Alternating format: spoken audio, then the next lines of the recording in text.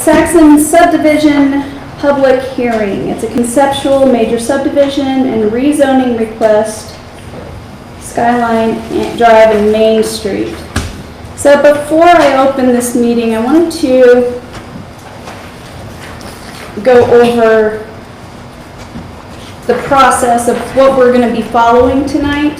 And this applies to everyone in the audience, on the board, and staff. So we're going to call it to order. I'm going to announce the item.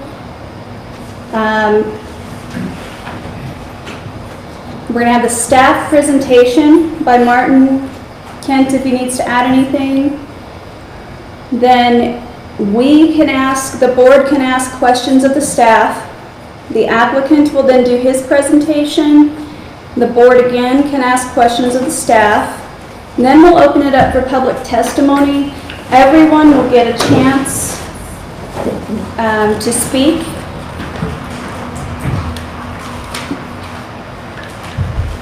And if you have any questions, we're going to take those questions down and staff will get to you before the meeting is concluded.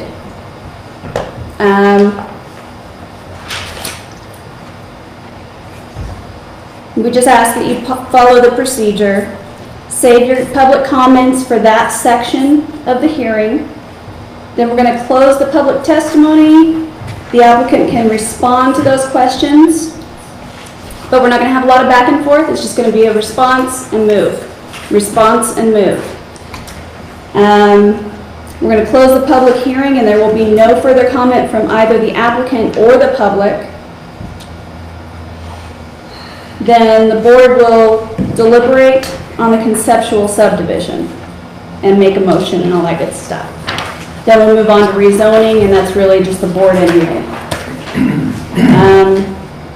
Does everybody think they can follow this procedure? Question. Yes, sir. Are we going to question the applicant? Yes, that's in here. Staff presence, application of the applicant presentation, that's number 3. Yeah. And that's when we get our chance. Okay. And that's it. Closing it down. All right, if everybody can follow this procedure, then I'll go ahead and open the public hearing. Martin, if we could have your staff presentation. All right, well, thank you, Chair and members of the Planning Commission.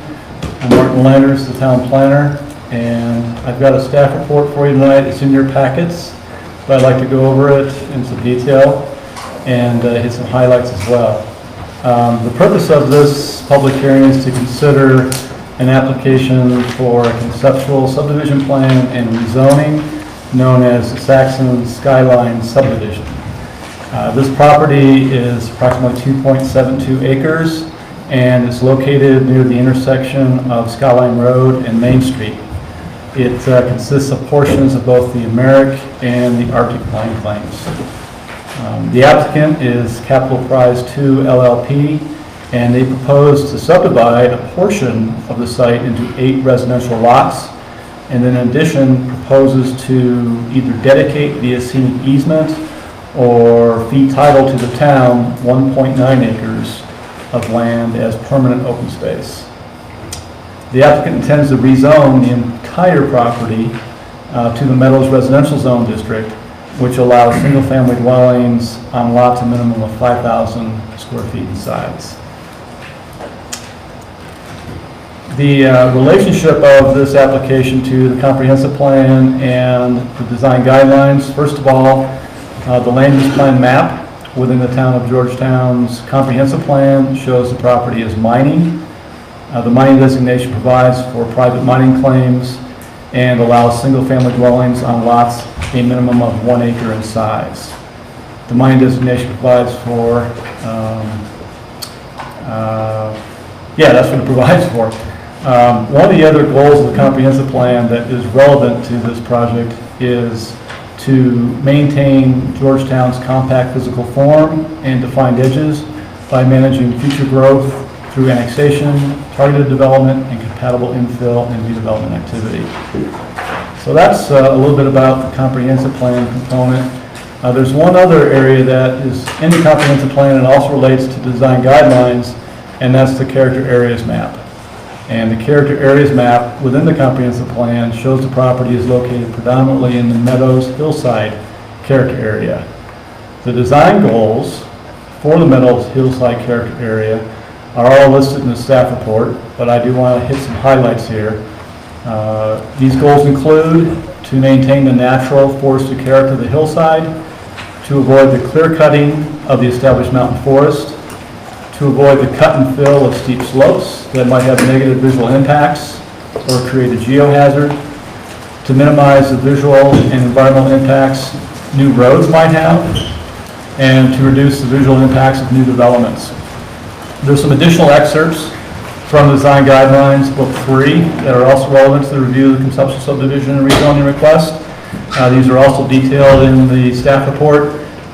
They are on the subjects of platting, streets and driveways, views, building orientation, and site design. Staff has reviewed both applications and has several recommendations, again, which I'd like to highlight some of the key ones here. First of all, the applicant indicates that the proposed subdivision is consistent with the town's comprehensive plan. The comprehensive plan designates the property as mining, which does not allow residential development at the density proposed. Rezoning the property to a higher density zoning district, in this case, the Meadows Residential Zone District, requires consistency with the guidelines, goals, and purposes contained in and underlying the town's comprehensive plan. The 8 proposed lots range in size from 5,036 square feet to 5,807 square feet, yet include portions of the 2 private roads serving the lots. Staff recommends that each lot be a minimum of 5,000 square feet exclusive of the area required for the private roadways. The applicant also indicates that appropriate easements for roads will be included in the final plans for the individual lots as they are sold. In subsequent communication, the applicant has also indicated that there are no easements or rights-of-way other than the town's main and skyline streets as shown on the various maps in this package and the RS 2477 historic Doric mining roads. Staff recommends that the private access easements shown on each lot at the time of preliminary subdivision application, along with clarification of access to Main, Skyline, and Saxon Mountain Road be indicated.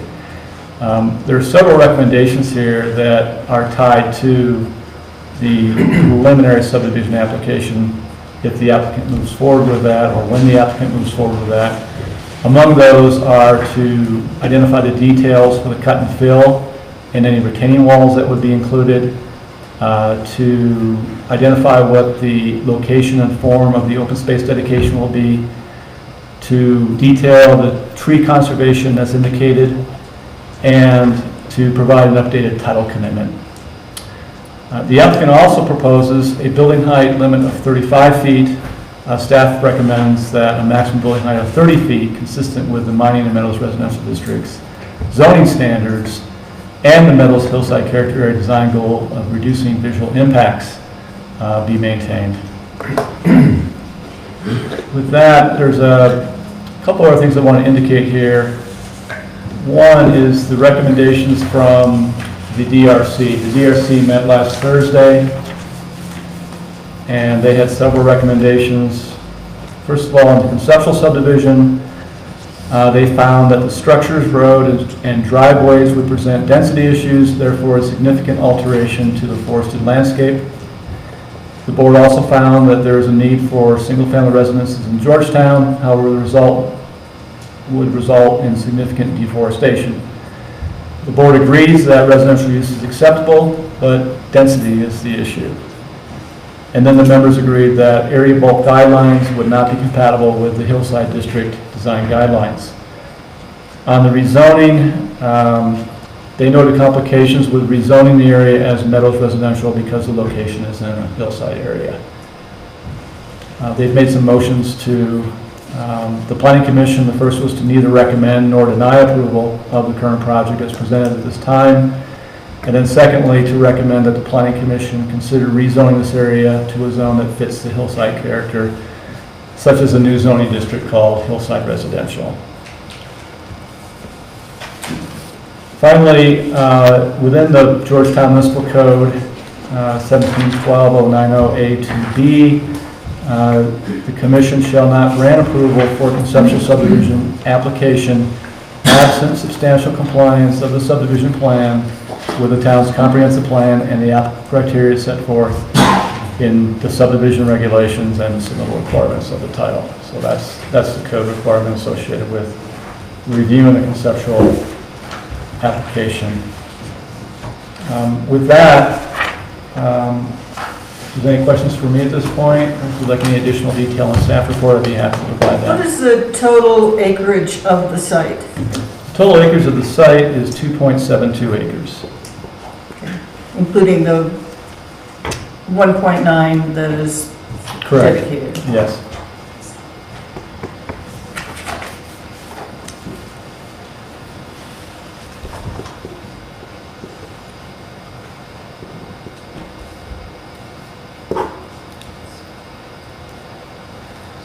Board, is there anyone else that has a question? Ed?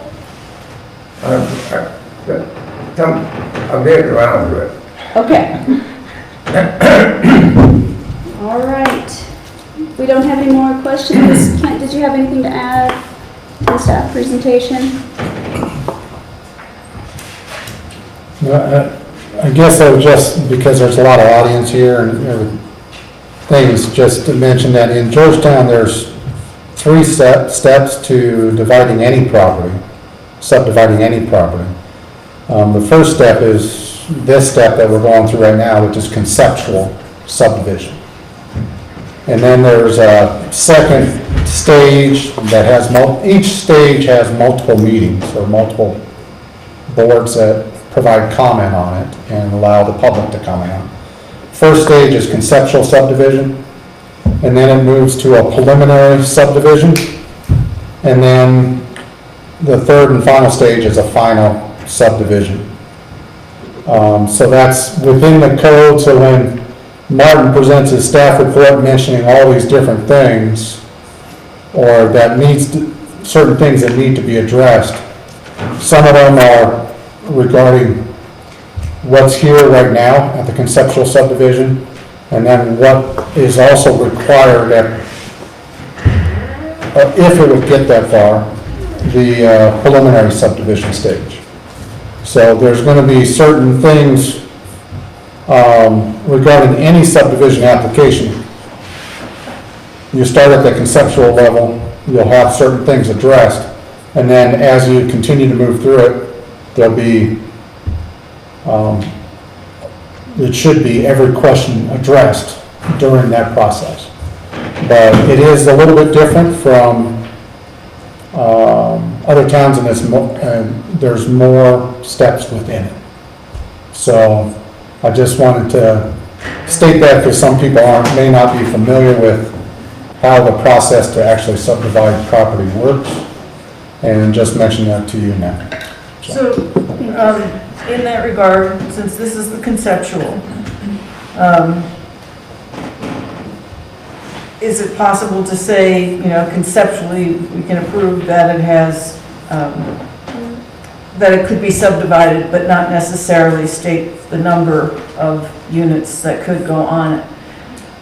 Because I'm afraid that some of the requirements that are being looked for and those numbers of units don't really calculate out.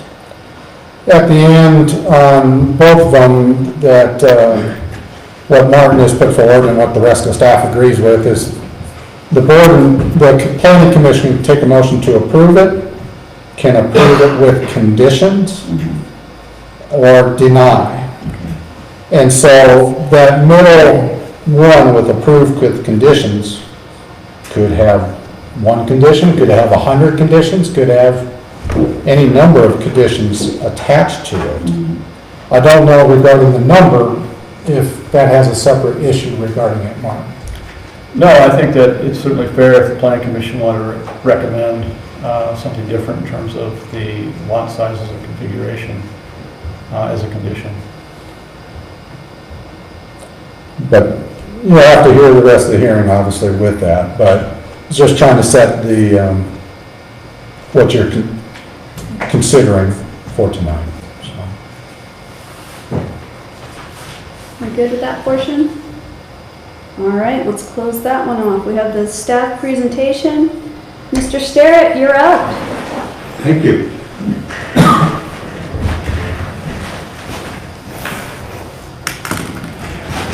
In general, I agree with Mr. Martin's comments. Some of he had some questions, but in general, we agree. So, Mr. Starrett, if you could also speak up since it's a public hearing so everyone can hear. Okay, thank I'd you. appreciate it. Thank you. Thank you for that. What I'd like to do is pass around the applicant's answers. If I got enough to go around. Mr. Starrett indicated before the meeting opened that he's had several questions from people just in general, and he has answered those. Now, some of these are answers to Mr. Martin's questions, and so it begins with that, and some of them answers to others that we've got, so I'd like to go through these. Mr. Martin's comment about the IGA, the intergovernment agreement, not applicable to this, and that's true. But it was thought to be a necessary step to divide these at that point at the town line, advised by the attorneys for the town and Mr. Luffler, who actually wrote up the agreement. It was necessary to be able to split them so that it was at the town was going to split. So there'd be this much in town, the rest of it would be transitioned to the county. At the same time, we were transitioning by gift a number of acres to the town without any conditions, 7.6 acres immediately above this area. And we're asking for any consideration on that. The second question, the area was previously zoned meadows, and we put in a proposal, complete proposal, accepted by staff a number of years ago, and 2 weeks later there was a moratorium passed. And the moratorium was pending the rezoning that occurred in 2001, which was about 4 years after we put in the moratorium occurred. So what we're asking for is to return to the original zoning. If you look at the property, on two sides it's got bordered by the meadows, to the right and to the west. Uphill, it's all land that we donated to the county or to the town for long-term preservation, and those titles have been processed and recorded, so those deeds are gone. To the north, it is multifamily, as most of us know, and portion of it to the north and east, north and east, is a mine claim that we own that's not part of this. So it's surrounded by residential, either multifamily, meadows, or land that we gave away to the town. So we'd like that to be held, the fact that the land that we gave to the town for preservation, I hope that doesn't get held against us. The third one is all lots will be adjusted to have a minimum of 5,000 square feet. Well, on the draft, we just put 5,000, drew a line. On the proposal that we'll bring in, and I'll show you a draft of it in a few minutes, they'll be much, much larger. Consistent with the above, we won't be combining any lots.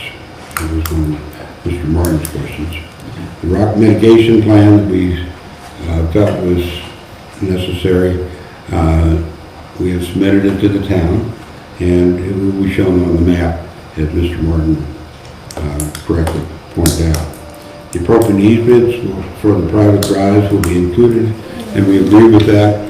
We'll be using the form that we've been using with the county, the work that we've done that Mr. Leffer has provided as an appropriate one, unless your attorney proposes something else. The appropriate level of cut and fill and retaining walls will be included in the preliminary subdivision application plan. It's at the engineer surveyor property right now being drafted. Most of the road won't require any. There's an area that we did use, in effect, for a rock quarry, that some of those rocks went to the Heritage Center, some of them went to the retaining wall on the Capitol Prize Bind, some of them went to the 1100 block. Those rock walls were, all of them came off that. The retaining wall up here at the school on the west side was donated at no cost to the school off of that area, so we've got some replacement we need to do. But we're not intending to do any cut that's of significance. I guess you can do a 3-foot cut without a permit, and we will not be doing anything radical. Mostly because the roads that went up to the mines up above that, some of which we donated to the town. The additional open space donation will require some discussion, but we've got a proposal I'll show you later this evening as to what to do. Basically, we're suggesting donating all of the side of the hill that we haven't already donated that's in the viewscape. A responsible level of detail for pre-conservation. We have a plan, and that will be submitted as Mr. Martin. I don't think he brought that up, but we volunteered it. A viewscape analysis has been performed. I'll hand that out in a few minutes, indicating the homes with a 30-foot building height would not represent a visual impact. In fact, for the most part, you can't see them until you get up to the highway. The applicant agrees with the acceptance of the 30-foot as limit, as Mr. Martin has suggested. Applicant agrees that the zoning be contingent on the final subdivision plat approval. Agreed. The title policy, I got surprised, Mr. Martin. When we cut those things in half and then donated all this stuff, they were all in one big title policy. Well, when we gave it to the county and the town, we did a title policy at that time too, and it was covering the cut of those properties. But also a lot of other stuff that was being conveyed in the same outreach. So we now have one cleaner and newer than we thought.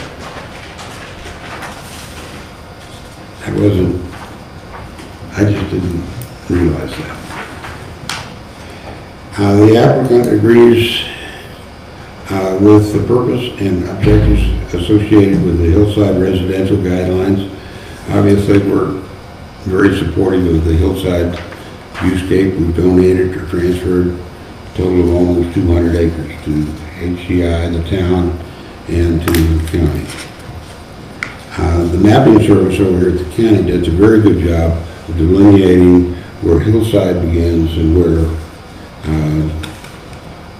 the regular slope in town. And I'll show you the graphs of that in a minute. So what we would propose is that the portion that would and should be classified as hillside be treated that way, and the part that is slightly more level than blocks farther to the west be treated as meadows, consistent with theirs. The viewscape analysis indicates that above 8630, you can see it from various places in town, see the hillside, and so anything above that we're proposing to donate to the town outright. The next page is consistent with the timing of when these donations were going on in several stages. There were several steps. The donation to the town was one step. The dividing at the town line with the intergovernmental agreement was another step. The contracts with the county were another step. And so I'd ask you to at least read Mr. Benhoff's note, because that's indicative of the tone of what was going on at the time all this was occurring. Better his to say it than me. What was covered is on the next page, a resolution by the town, that division.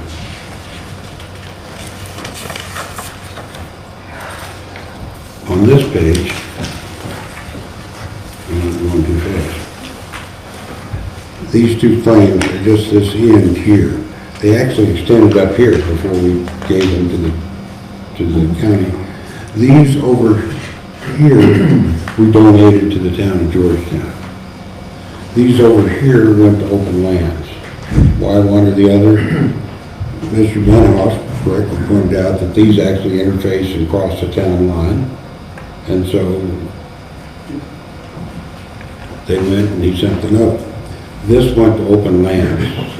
Frank Young facilitated that.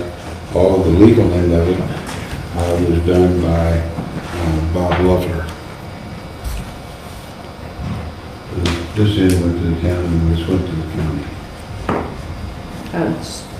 Can't read this map, so. I'll give you my copy of this one. I'd like to introduce Mr. Lewis. You'll find him prominently featured in the same picture in the county, over in the commissioner's boardroom. He's the guy that put together the Doric mill, the mill, the mine, and all these things that we're talking about. And just thought I'd show you who he was. What we're doing is dividing it up and trying to do what is appropriate for the land that we control, and trying to do it in a fairly expedient sort of way. The next thing I'd like to hand out is the viewscape. There's been a good deal of discussion and concern about the viewscape. And so we had a professional do a viewscape. And what we found, if you look at the first page, the roof line for Saxon Mountain is sketched on the side of the Happy Cooker, because that's where it is, it's behind that. And so we began to look to where could you see it from? And so as you proceed to the north, you find out that it's not too visible as you go up Main Street. And then so we started moving away from the hillside. And so the next one is the roundabout. And finally, when you start getting out to the road, the frontage road, and finally to the interstate, you actually can see the tops of the buildings on the higher, particularly the higher one, the last one on the right. As you go up Skyline, you can see about 3 or 4 feet of the peak of the roof. And so if you take that elevation, as surveyed by the professional engineer who did this, which is 8620, and you draw it across the slope maps for the county, what we're proposing is everything above 8630 that we donate to the town. So if it's in the viewscape, if we haven't already given it away, to go ahead and give it away. So that's our answer to what to do with the viewscape. As far as the size of the lots, by extending the lots up to that point, you end up with numbers that are 5 digits, not 5,000, but 10,000 square feet on the farther eastern lots. But before you put the roads in. Let's let him finish, and then we'll ask our questions. The roads, to some degree, are there. To a large degree, they're there. You can walk them, but if you don't maintain a road for 100 and some odd years, you end up with, you can see the pattern, but it's got a 6-inch tree growing in the middle of it.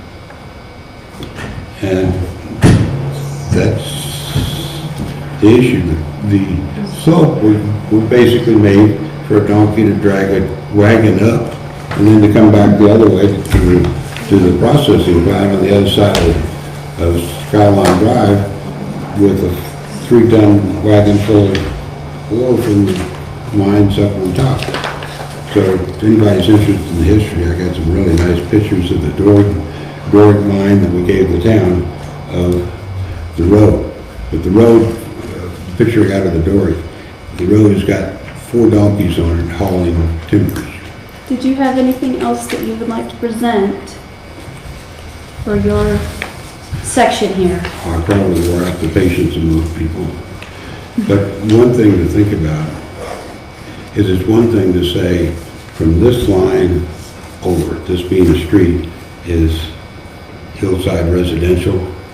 And it's another to look at what really is, and it's actually more level here on this property than it is a block or two down. And if you don't really want to go walk it, just drive up Saxon Mountain Road and you'll see it's pretty steep up here, it levels out a little bit, then you run into the hillside that goes like this. Right. And so hillside is very well defined in most of Georgetown as a change, and you can see it real well on the map, but you can see it real well just by driving up Saxon. And when you gotta turn left, if you look to the right, that's where hillside begins. All right, board and commission, do we have any questions for the applicant? Can we try to open that door again? please? Yeah, I can, it's like. It was raining pretty good. Oh, was that hail? No, it's clear. Beautiful, thank you. I appreciate Let me that. ask the question then that I was Yes, leading to earlier, which is, I know you're at a very preliminary stage on this, but I'm concerned how much space the roads will really take up, particularly given the grades that are up there. So, and I know you're saying you're really starting from, 5-digit numbers, so I understand you've got a lot that you can give for the roads, but I'm primarily concerned that you end up with the number of lots that you're planning after you get your roads laid out.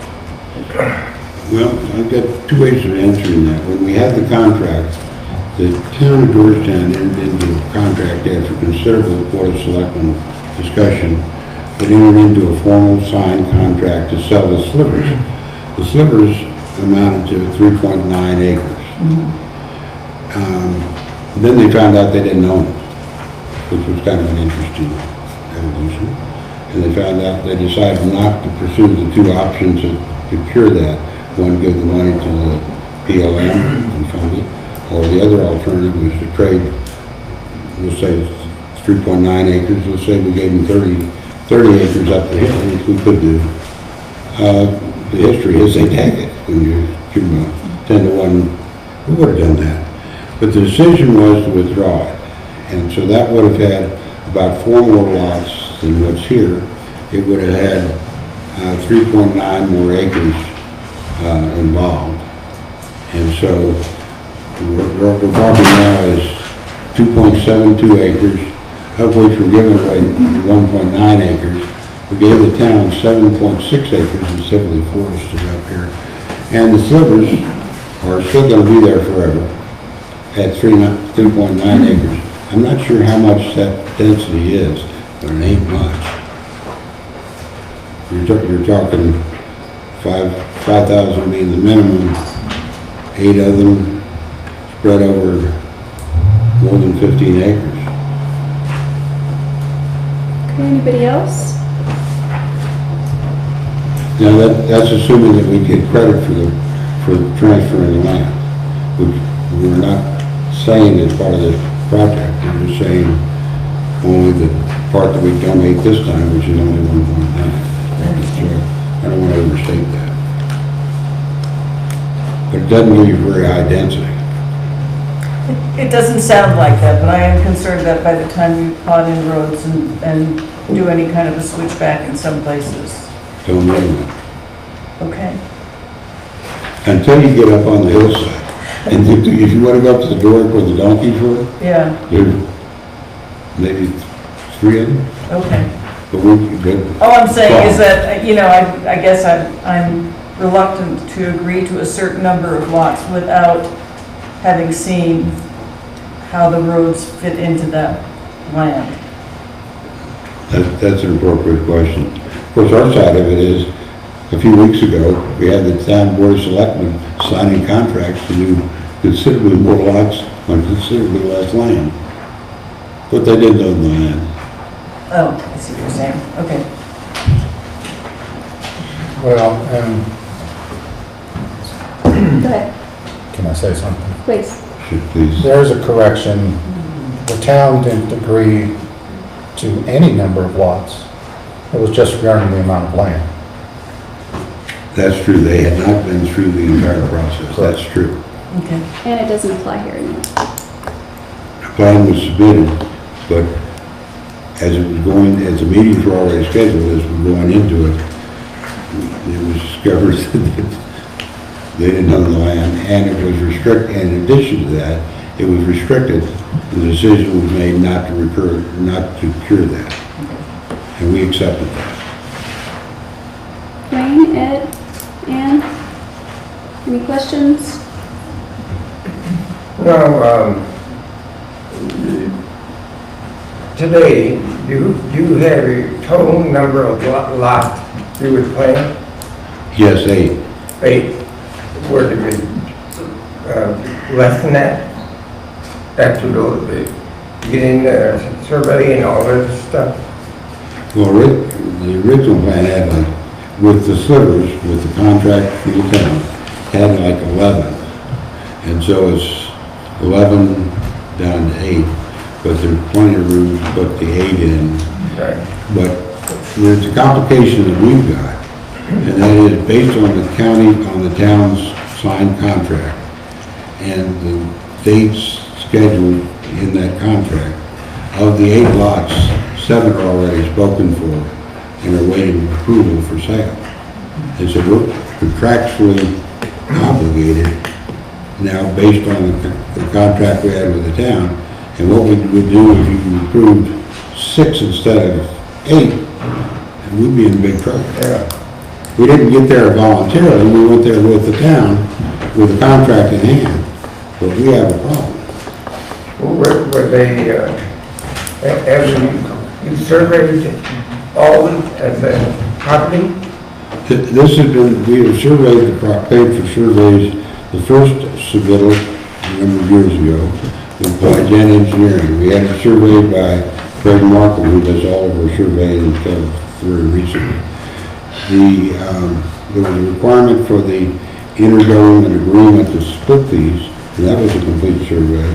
And now we've done and paid for another one by the survey that Greg Markham turned his business over to, which is Evergreen Surveying. So we paid for 4 surveys, and all of them are here if you'd like to look at them. But there's a good deal of consistency between them. Yeah.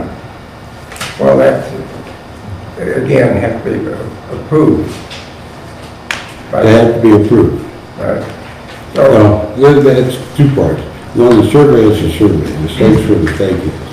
But the division, dividing up into pieces, has yet to be approved. Though we are on edition 4 of proposals. Contracts were good, moratorium, the list goes on.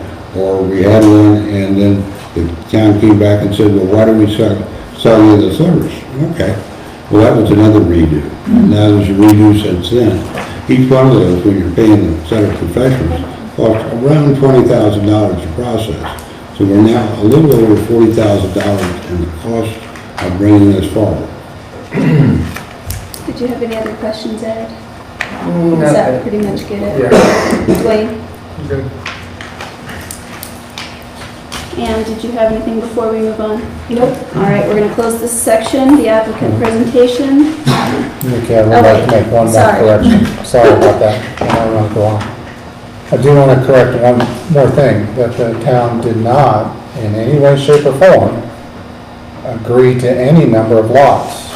So what you've done regarding, with your negotiations with other private parties, the town has no part in that.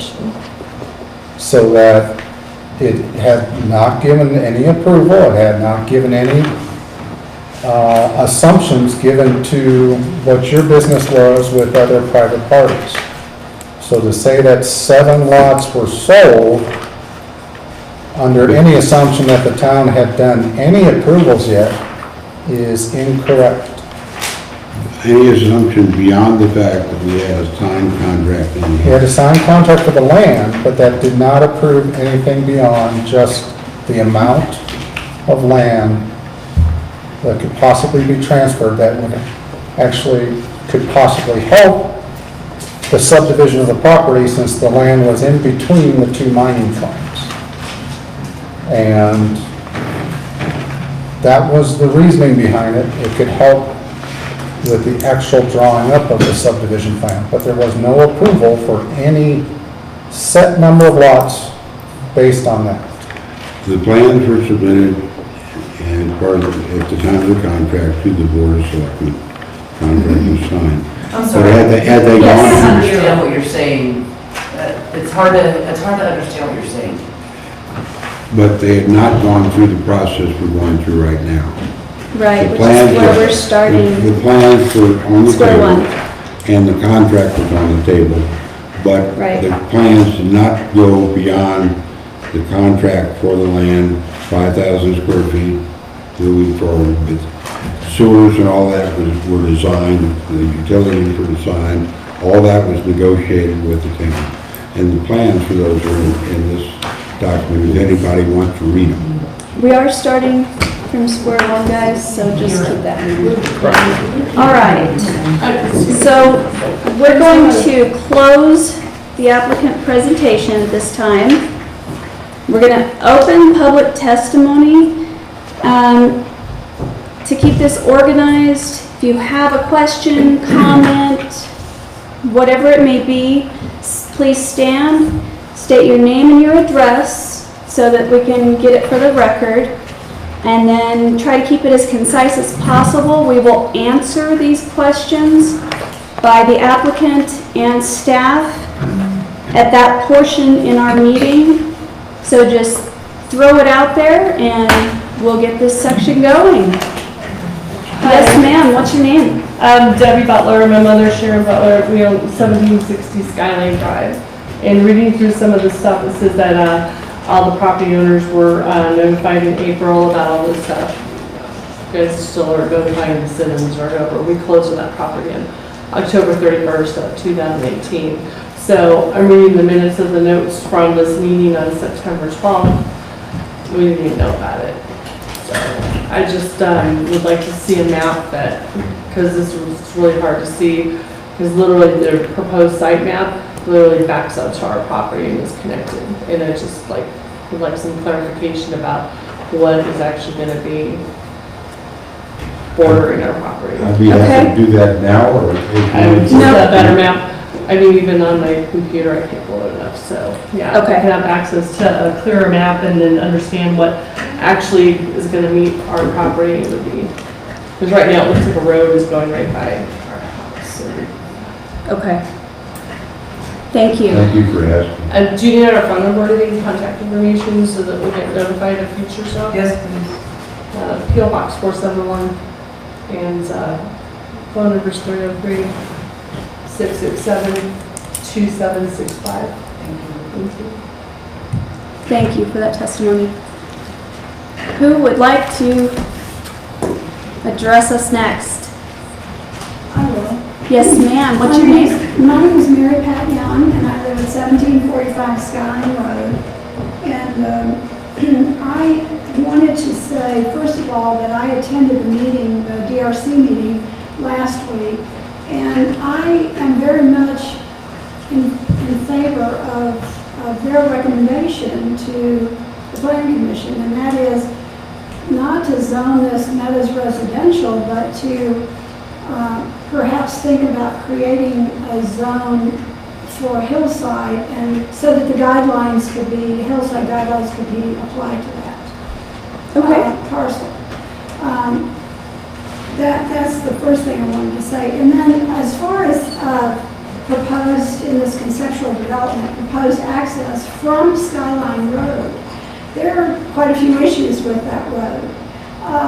And in fact, I've had about 20 years of issues with that road. One is that it's a dead-end road now. It wasn't always a dead end, but it is now. It was cut off, and there's no roundabout where you can turn around at the end of the road. You have to go back and forth to get out of there. So most delivery trucks or service vehicles oftentimes will back up the road or have to come up and then back down. And if there's a service or delivery vehicle on Skyline Road, it's sometimes impossible to get a car by it. And it's also a very icy road in the winter. And many of us who live up there have had to park at the bottom of the hill and walk up because we can't get up. It's steep. So it's steep, it's narrow, it's a dead end. If you have a delivery truck up there or a service vehicle, I don't think an emergency vehicle could get through. It would be difficult. So these are just problems with Skyline Road before you talk about access off of this road. Let's see, the other thing is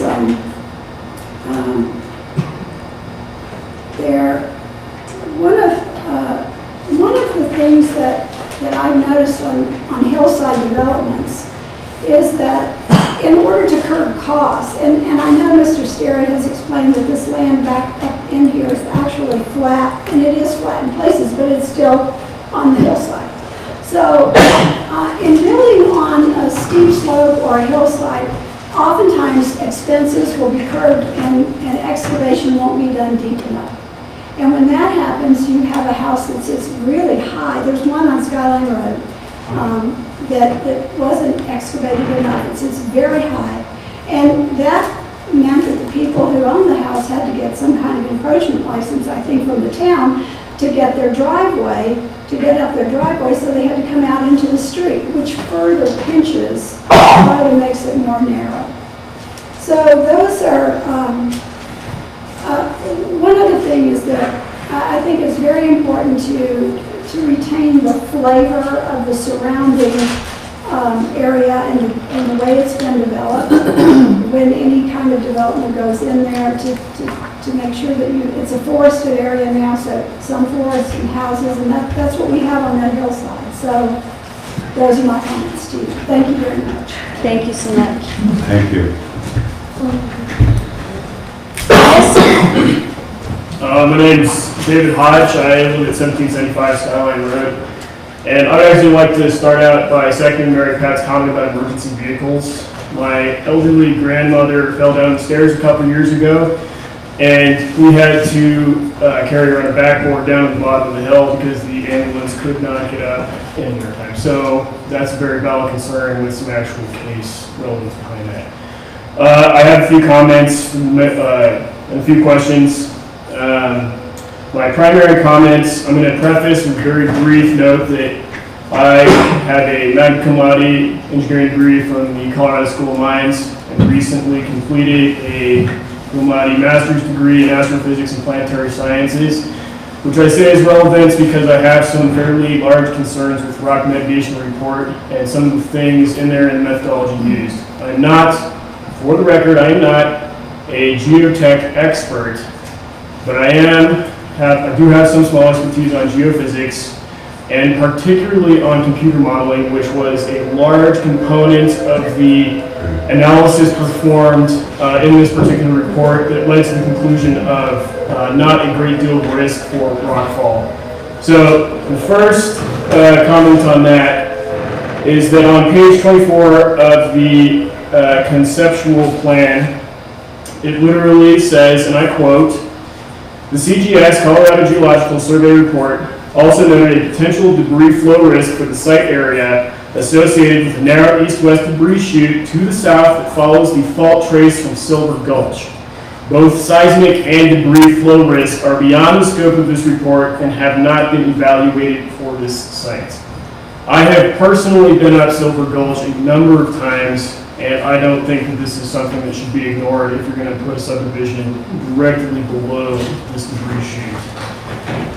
Secondly, on page 27 of the report, there is characterized by a table specifically referencing the CDOT rockfall hazard qualitative analysis.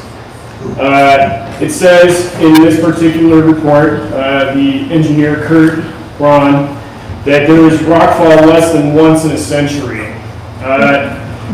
This is not accurate. I have personally seen freshly capped rocks on Saxon Mountain directly adjacent to the entry to the kind of talus scree field right there. Occasionally, it's not very often, but it is surely more than once in a century. And I looked up the actual criteria for calculating the CDOT rock hazard, and if you change this particular criterion even a little bit, it can drastically, by perhaps even a couple grades, change the rockfall hazard by this particular criterion.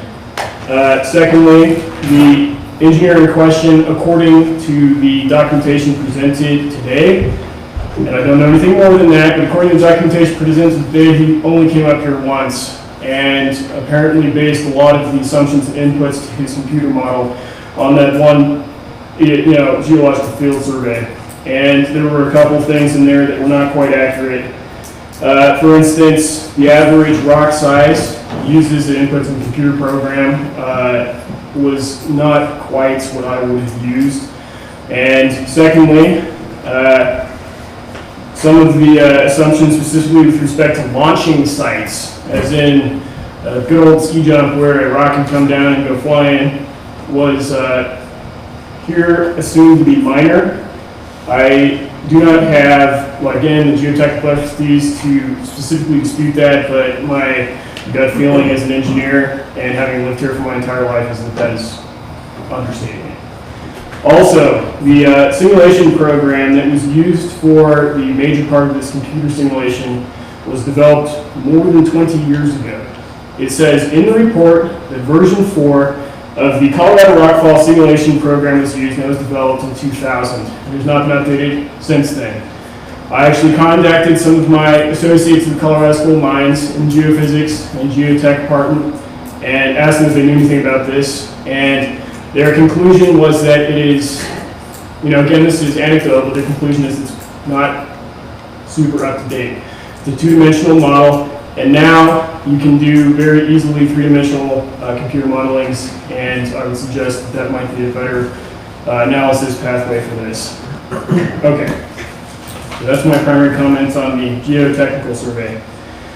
Another comment that I'll make is that I have photographic evidence, and they crap all over my lawn, of bighorn sheep and other protected animals. Actually, I have photographic evidence of them in the actual subdivision development site. And I've seen no considerations or analyses of how they may be disrupted by this particular thing. I would kind of like to see some of that. And then I have questions. So my first question is again with respect to the 35-foot height. According to chapter 17.16.045, subsection D, subsection 9, again referenced by the town planner, 30 feet is the maximum required, and I understand that many other developments have been held to this, and I don't see any particular reason in the application to do that. There's literally one sentence in the application about why they should justify a 35-foot height change to the particular zoning ordinance. So I just wanted to clarify what the actual justifications were on that beyond that one sentence. I wanted to clarify for the record that no duplexes can go on a lot of 5,000 square feet in the Meadow zoning district. I had a question about public improvements and utilities pursuant to Town Code section chapter 17.28.080. And it says that this will be done at the expense of the subdivider. But I see absolutely no evidence or consideration of this whatsoever in the application materials. I acknowledge that that is not necessarily required at this stage, but to be honest, even a few sentences, and preferably a heck of a lot more than that, would be really nice at all stages, just to understand. You mentioned that you had some engineering done on that. It's done, but it wasn't required for this. It was required in the previous, where we got to when we had the contract. That stage had it. You're going to have your chance to answer that. Let's go ahead and finish. Okay. Thank you. Thank you. And then the final question is specifically with respect to Town Charter section 17.28.010 subsection 4, which is the section on subdivision. And one of the primary intents is to safeguard the interests of the public. And again, with respect to safety, I'm a volunteer ski patroller. I'm actually part of the National Emergency Response Command. And Saxon Mountain Road does not have a good secondary access point for emergency vehicles. And I'm a little bit worried about construction going on kind of down at that Tallis intersection with Saxon Mountain Road, disrupting the ability to get, for instance, emergency vehicles or even just everyday traffic back and forth. So I'd like to see that a little bit clarified. And that's all I have. Thank you. Thank you so much. Anyone else? Yes. Yes, my name is Fred Geschwin. I live at 1785 Skyline Road. And the way the property is now, how many lots are approved the way it is now? There's none approved at this point. No. He's asking for 8. Okay. So depending on the... Well, actually, how it's zoned now, it would be 2 lots, correct? Well, right now, there is a parcel that is from the Americ, and Yeah. there's a parcel that is from The Arctic? the Arctic. Those 2 parcels are not subdivided lots per se.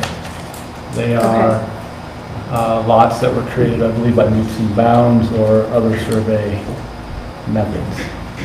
Well, So there's nothing, We don't have a subdivision plat for that Right, in okay. currently, to answer your question. So depending on the decision, there could be anywhere from 2 to 8 lots, basically. or 0 to 8, I suppose. 0 to 8. Okay. Okay, that's all I have. Okay, Thank you. anyone else? My name Yes, is Brian Griffith, and I live at 1755 Skyline. And I was curious about your numbers, because you said there's 2.7 acres available, 1.9 you're trying to donate, so that leaves 0.8. That leaves 0.1 of an acre per house, and that's not even 5,000 square feet. any other questions on that? So we will come back to that. I was just curious how you got to over 10,000 Is there a square question? feet per lot with It donating is, at and it will 1.9. be answered.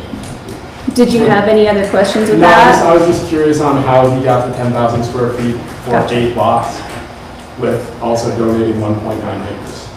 All right. Good question. Anyone else? Yes. I'm Jan Sherlaw, and I live at 249 Clear Creek Drive, which is the one-way road that comes off of Main Street. And I'm wondering how you're intersecting with Saxon Mountain Road. How far are you going into that? I mean, there's open space land there. And how far north are you going on that? Can I get some of Okay. that? Not at this point. Thank you. Thank you. Does anyone else have any more questions or comments? Yes. I just have a question.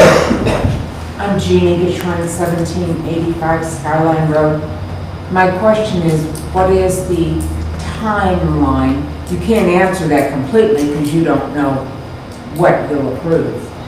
But is there a ballpark timeline? That's my question. Thank you, Jeannie.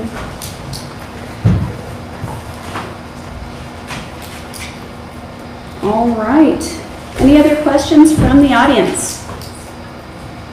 Thank you so much for your participation. We will get to your answers, and we will answer all of your questions. We're going to close the public testimony at this point. And now, Mr. Stewart, you have your opportunity to respond to the questions from the public. Please keep them concise and to the point of what they've asked. Fair enough. Thank you. The first one is, I'd like to answer is the square feet. The numbers I threw out, 7.6 acres we gave to the town, that's just a matter of the record. That's how big they were. The slivers, I think, are a Greg Markle calculation. 3.9 acres in the slivers that were part of the contract, but then whatever happened to it. That was part of the intergovernmental agreement. Mr. Martin, I'm not sure where the 2.72 and the 1.9 came from. But I think we're proposing to move the 1.9 to a larger number, but you haven't seen that yet. No, we're just taking numbers that you presented in your application. So we're just using the numbers that you gave us. Okay, so that came from the engineer. The straight answer is, I don't know. I do know that there's, when you run it out, there's far more acres than 5,000 per lot.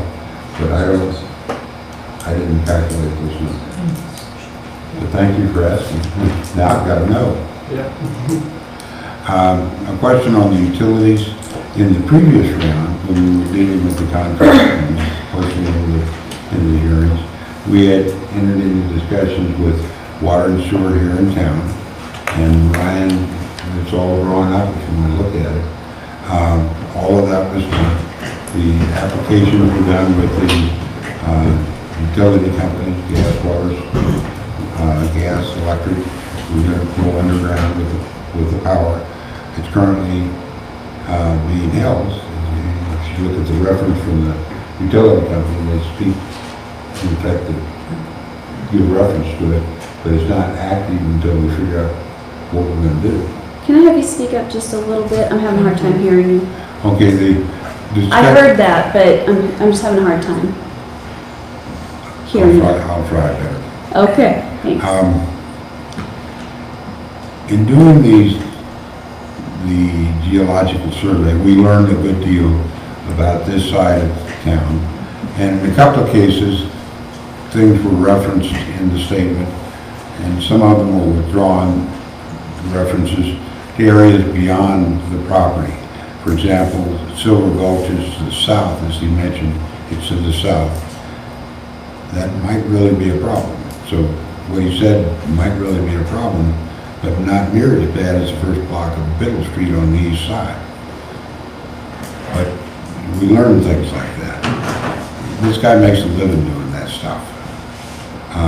The calculation, the computer calculation was done based on the official state of Colorado standard for now. But that doesn't mean that there aren't recommendation thoughts that would improve it greatly.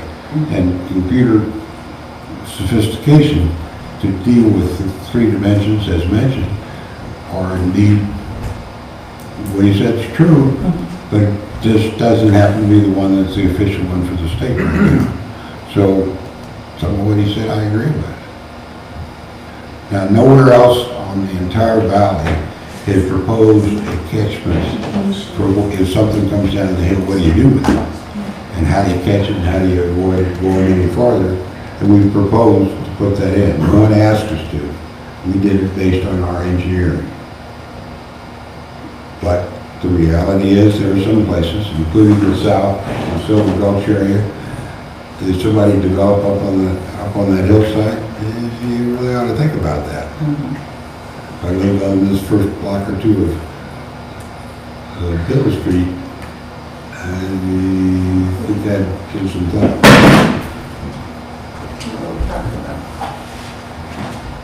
Rocks coming down and Biddle's not even there. I don't know what we're talking about. Okay, Mr. Sterrett, let's get back to Mr. Hodges' other questions, because that seems to be what you're addressing now.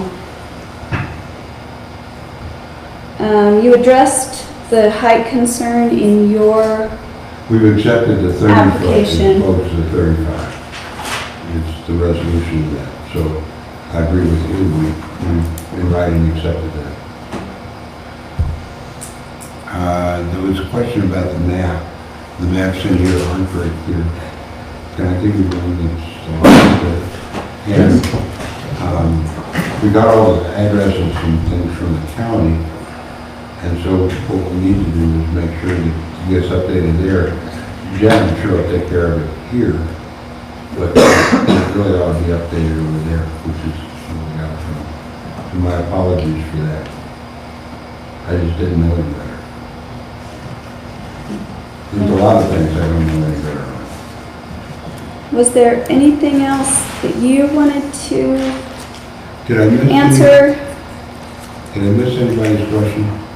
I'd really like to know the answer to what's the schedule. the question you asked. Well, yeah, I mean, excuse me. I can't see how with so many questions, it hasn't been approved. A lot of questions have to be answered by the board and by professionals before you can get anything done. So I'm seeing this not happening this fall. I don't see that. I mean, I could be dead wrong, but I don't know how all these things would be accomplished to break ground in the next few months at all. I don't think there's any intention of breaking ground in the next few months. Thank you. That might be the clearest way of saying it. All right, Mr. Sterrett, Maybe in the spring. is that enough for, is that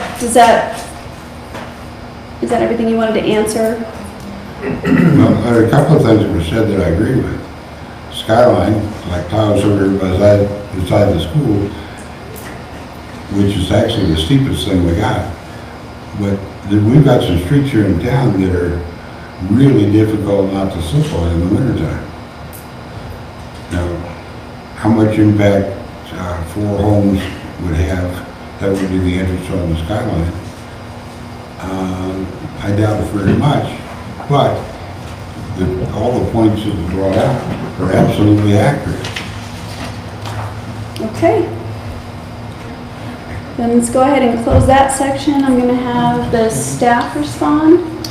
I just Yes. have one other, there was one other question that hasn't been answered yet. I just want to make sure there was an opportunity for Mr. Sterrett to answer it. Okay, which And one's that that? was, how are you intersecting with Saxon Mountain Road? Well, the intersection, we don't have any intention in the plan, conceptual plan, of affecting the intersection. We have one historic road that comes down to Saxon, and one that comes down to Skyline. And those roads have been there since Mr. Lewis, who you met with the picture a little while ago, because he put them there. That's how he went up one way to his mines, loaded the wagons, and came down the other way.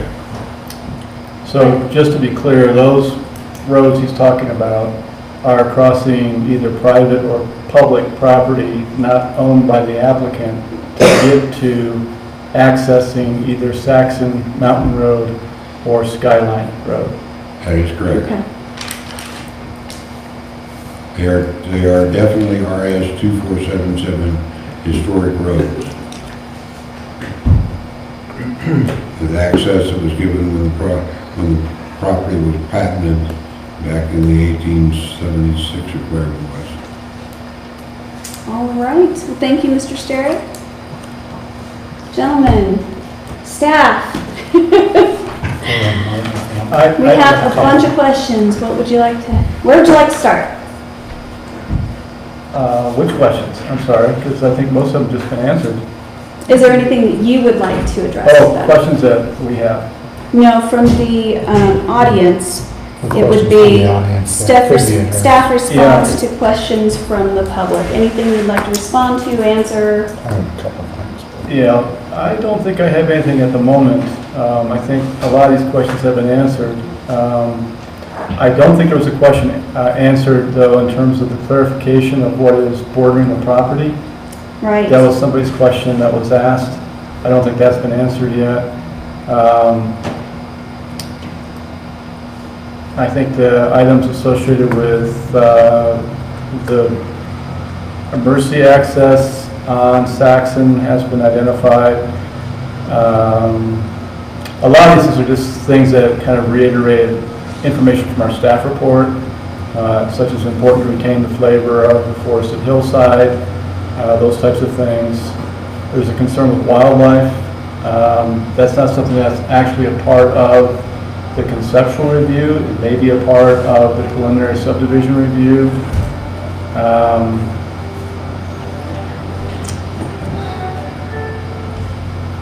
Trying to see if there's anything else that I've missed here. I think that staff is still concerned about the access to both Saxon Mountain and Skyline without any documentation for that access. I understand your issue with the RS designations. That goes with the patent. Yes, and I'm just not sure how that works in terms of how you show that on a subdivision plat that crosses other private land or public land. So that's something I think needs to be investigated in terms of how that would be identified, documented. I'll send you the documentation relating to that with the town and the foresters in this immediate area. And I'll send that to you tomorrow if Kent doesn't have it immediately. We'll just need to show it on the preliminary plat, once that's submitted. A lot of this information gets shown on the plats. But that's another clarification, I guess. It's just that, you've indicated that some of these things are just reports and things that get submitted. At the next stage, a lot of information actually gets shown directly on the plat document itself, which is prepared by a professional surveyor. And that Evergreen survey, which is taking over Greg Markle's who has been our surveyor, most of this stuff was done by Greg. But Evergreen survey, and I met with him as recently as 2 hours ago. Okay. Did you have some additional Mr. questions? Brown. There was a question regarding utilities, and I guess there are, the utilities are really rough at this point as far as where the connections would be. Water would be connected to the water main on,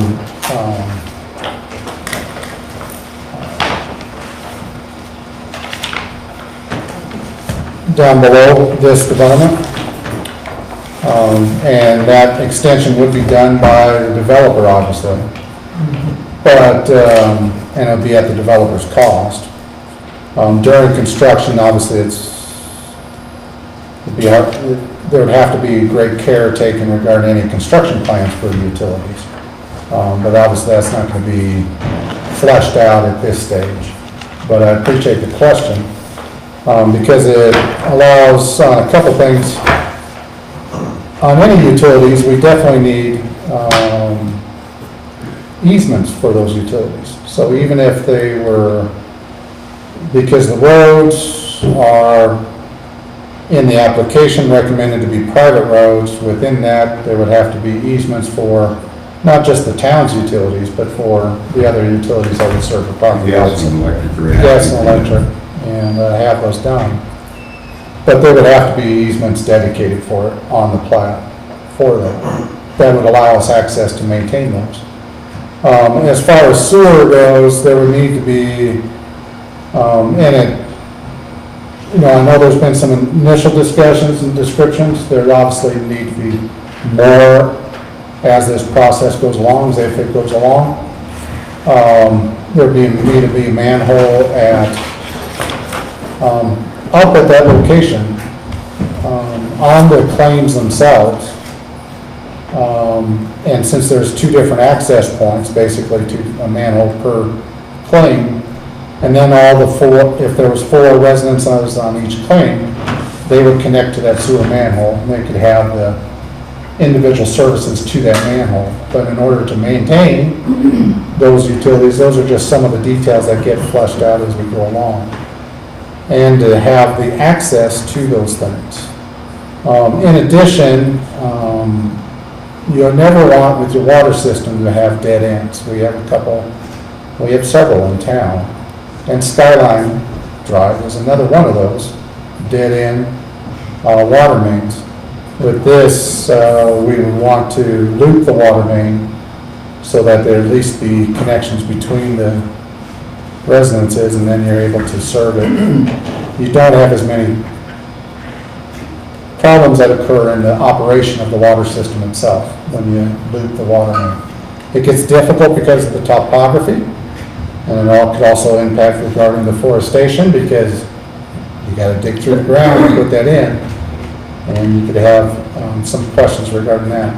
As far as road access, one thing that I think needs to be included or identified on this is that whether the roads are private roads or town streets, there's a difference in maintenance.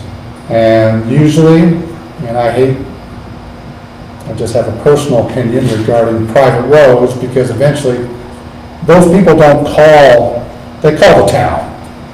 You know, whether it's a private road or not, we're the ones with the snowplows, we're the one with the resources to maintain those roads. It's not going to usually be a private person that takes care of those roads. Whether it's in the winter or whether it's in the summer, those issues come up. So it needs to be identified within the plat documents as it goes forward regarding both the type of road and that they'll meet the town's construction standards, which would obviously be at the next stage on the preliminary subdivision. Those engineering standards, the town has adopted certain construction engineering standards, and they'd have to meet those. There may be things that come up during that review regarding those, whether they meet the standards or not. The other part of this is also, I didn't get a formal reply from the fire department, but I've discussed this as well, and you've met with the fire department. As far as emergency access on the roads themselves, as far as width and depth and traction and what occurs with it, in order to make sure that emergency services can reach them, even if it's dry pavement. So those are issues that come up. It's not right in this initial application, but those are going to be issues going forward. Also, if there's access, the access with Saxon Mountain Road really needs to be identified as far as what angle the access is. I know you've identified it as the old mining roads that are with it, but that access and the angles that it's at, and it's also for the one on Skyline, because it's at kind of a weird angle, that that will come along with the engineering that would be applied to it as far as traffic, vision triangle. There's a bunch of things that come up, obviously. And you know that as well because of different projects you've been involved in. But there is a concern regarding that access to Saxon Mountain Road, the distance from the intersection with the Skyline Road and also the road, the one-way road that goes down. Well, I don't know whether it's formerly called Clear Creek or not, that's why I hesitated, so. It is by you, there you go. But the distance from those intersections as well, so that obviously has to be taken into consideration. And there may need to be some modification to it in order to meet those concerns. And then finally, and it may address the secondary access point on Saxon Mountain Road, and that may involve more, and I don't have an answer regarding that. But the one-way access that you're on, Jan, has always kind of confused me. Why it's only one-way access, and I'll tell you why. yes, please do after the meeting. Please do. But you know, there's considerations with that. So it involves not just the development itself, it may involve other points of access that get along with it. As far as a ballpark and as far as how long this process goes, when I mentioned 3 stages, this is actually occurring quicker, this initial stage, because the applicant waived that there was going to be 7 days between DRC and the Planning Commission, because the DRC meets on Thursdays and the Planning Commission meets on Wednesdays. We worked it out for that. Just to get this initial set, and so it wouldn't be confusing to people, it's just right and wrong, as people testing to it. The other stages, as far as preliminary subdivision and final subdivision, the preliminary has about the same number of meetings as the conceptual. So, and there are certain meeting times and meeting distances between it, so, and posting times ahead of when those meetings occur. So it is at least, it's probably between 45 days or so to go through at the minimum. to go through the preliminary subdivision stage.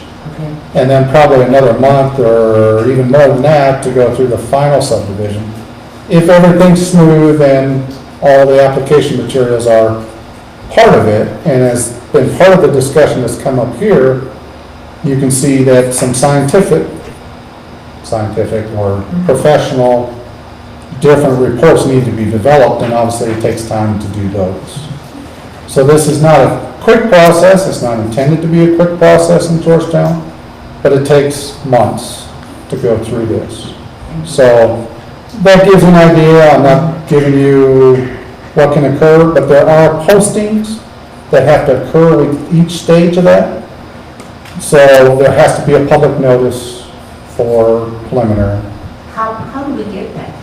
Mail? They are mailed to everybody within so many feet, and then there's a posting in 3 different locations. The post office, the library, and the town hall, and then it's also posted on our website. Published in the paper. And it's published in a newspaper. So we try to communicate every which way we can. And if you haven't been aware of those, just trying to make you aware now I am. where those different places are. But they are posted whenever we have a public hearing, and Jennifer gets to do that on all kinds of different things, and they're posted at all 3 locations. And I'm happy to send out a notice if you're not, an adjacent property owner. If you request it, I can send it to you. Well, I'm across the street, but, I mean, yeah, I'm not adjacent. within the 300 feet is where we sent them out to. But I'm just saying, if somebody requests the notice, I can definitely send it to you. Will do. Thank you. That's it for now. All right, then we are going to close the staff response section. We're going to go ahead and close this public hearing. We have no further comment from the applicant or the public, so I want to thank you, everyone, for coming in and voicing your concerns and spending some time with us today to go over this. I know it's important to you, and I appreciate your time. So thank you. And you're welcome to stay, or you can cruise. There you go.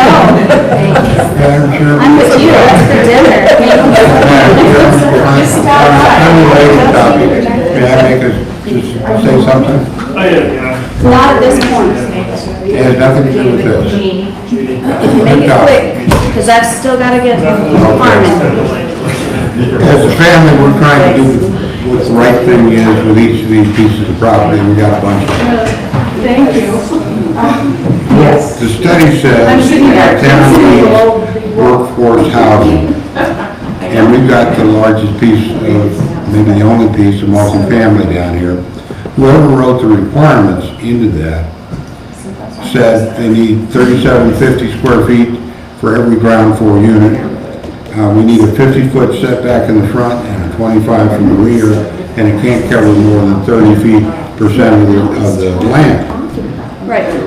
What you just did is close it down to, whoever wrote that either didn't know what they were doing and knew that they didn't want multifamily workforce housing in the community, because you can't do it with that. Now, Okay, I'm going to go ahead and cut this off because you're right, it's unrelated, and we've got codes that we follow for all that. Okay? All right, so. Not exactly. To come in with a proposal is going to cost me like $20,000 to do that. And You've already had your opportunity to speak, Mr. Starrett. I'm going to go ahead and shut you down so that we can continue our meeting Okay. expeditiously as possible. All right, so this part is the board commission and deliberation on the conceptual subdivision. We've had comments from the public, we've had answers from the applicant, we've had answers from staff, we've had presentations from staff, the DRC, and the applicant, reviewing everything. Let's discuss it. Does anybody have comments? Where do you see this going, Ann? What are your thoughts? Well, the other thing I have was brought up by the audience. I'm Okay. concerned about the acreage. I mean, that Right. doesn't make sense to me. The forestation, I mean, we don't want to lose our forestation up there. And then again, the rockfall mitigation, I've seen the boulders come off that side of the hill. So those are my concerns right now. Okay.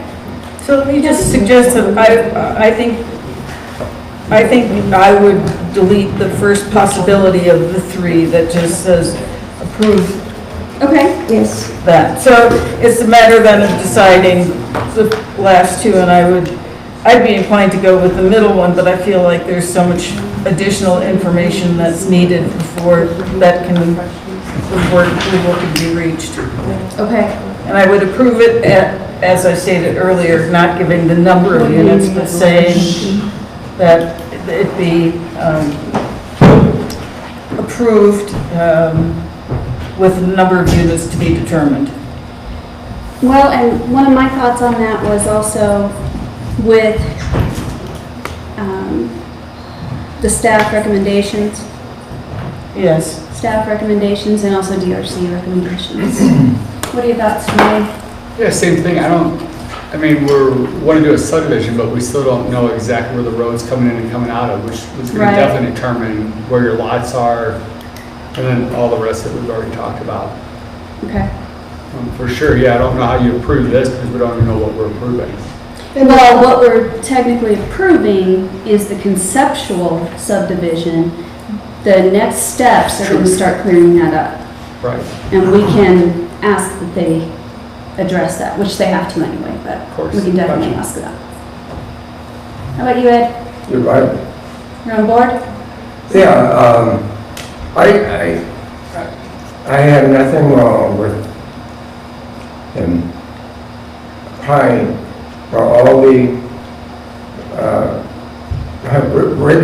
rigorous job you have to do right now. We have to get all approvals for whatever he wants to do.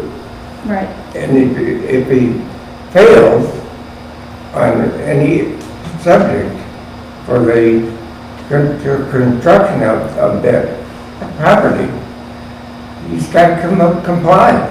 Right. We can't do any more than say, good luck. Thank you. Pretty much. And get the damn thing started. Yeah. You get on with it. Get all the approvals you need, and they will tell you what are required. And any more than that, it's the, I can't think, lift service. I would also add that standard requirements in the state, throughout the state, are that anytime you're doing any kind of development, even if it's a single house, you cannot negatively impact your neighbors with drainage or extra car circulation or any of those things. So those problems have to be solved. Those are the things that site. we're saying he has to comply with, Right. or he won't get permit. Right. So, we can't, basically, he's got to get ready. Go to work? Get it work, yeah, and get approval. And then if he's not getting approved, then either he's gonna cancel the whole thing, or wherever you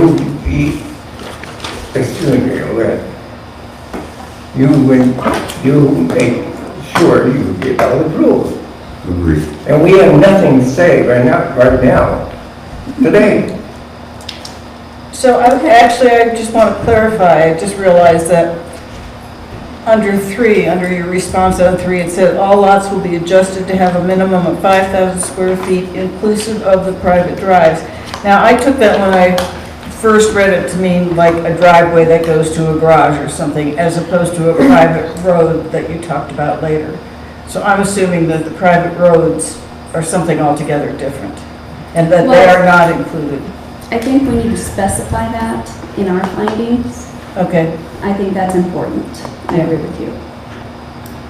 I agree with you. So if we are looking at an approval with conditions for a conceptual subdivision based on the information that has been supplied to us, I would like the conditions, let's make sure that we get all the conditions that we want in here, or that we believe are necessary. So I would say a condition that the 5,000 square foot lot not include private drives, private roads, Or public easements or for private roads, easements or easements, okay?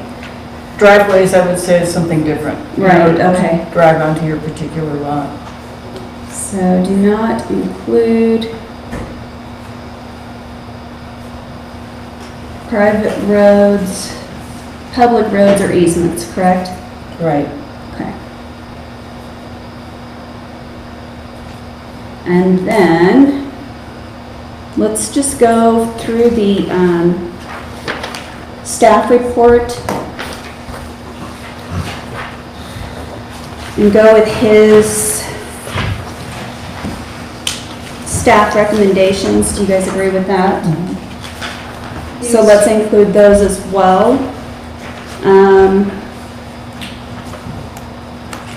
Let me start.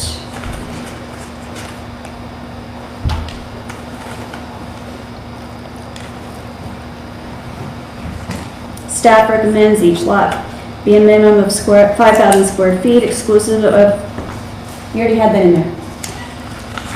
Perfect. Add easements. And then add easements, okay.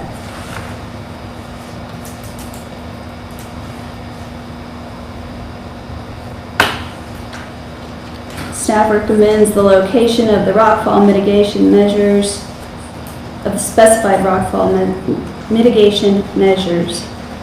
A dual-use rock forest catchment zone and access roadway be constructed and be shown at the time of the preliminary subdivision application. Is that appropriate?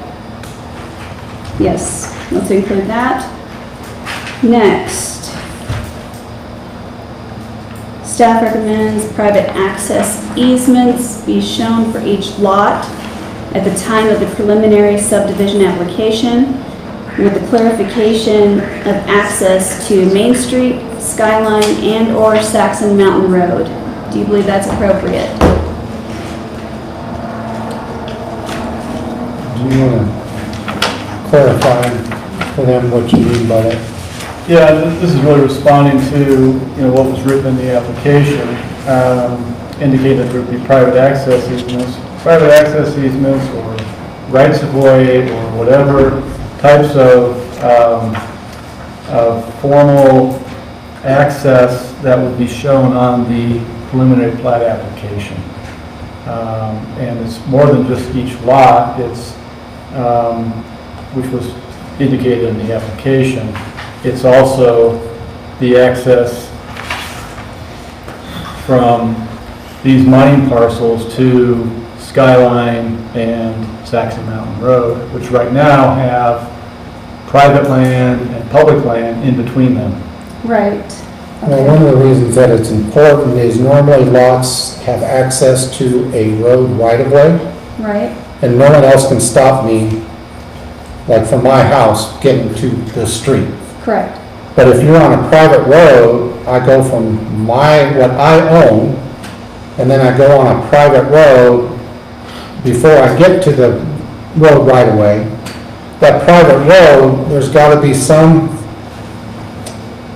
stated so that I will always have access to the road right-of-way. So, If it's private, then sometimes there can be a barrier put up because it's owned by someone else. right, And it can prevent me from getting from my lot to the road. the public right-of-way. And so that distance in between, whether it's intended or unintentional, that's why that is in the code saying that every lot should have access to a public right-of-way. So And no one that's- else can stop me from getting there or from emergency stuff getting to me. So that needs to be shown on the preliminary, correct? Right. We basically just need proof of access Okay. to these main roads that are crossing other people's property. And however that documentation is provided, so that we don't get into a situation where we have a private property owner or somebody else that owns the public lands, such as I think it's the town. Or the county. Or the county. The county. That says, hey, wait a second, you can't build that road there. So we Right. need to have that resolved. And then it shows jointly for all 4 properties off of that road, so that not just Ed, who wants to live by me, stops me from, not that Ed would do that, but stops me from, he prevents the other 3 people from having access on that road for some reason. If it's the different property owner, or if it's one of the 4, it needs to be for all 4 people within that mining plan. So we need to rephrase, essentially saying that we want proof.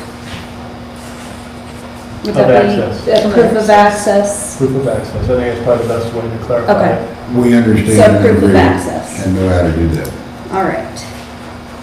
Now, do you have, excuse me, do you have that situation involved in your plot plan that you will have private property you'll be crossing?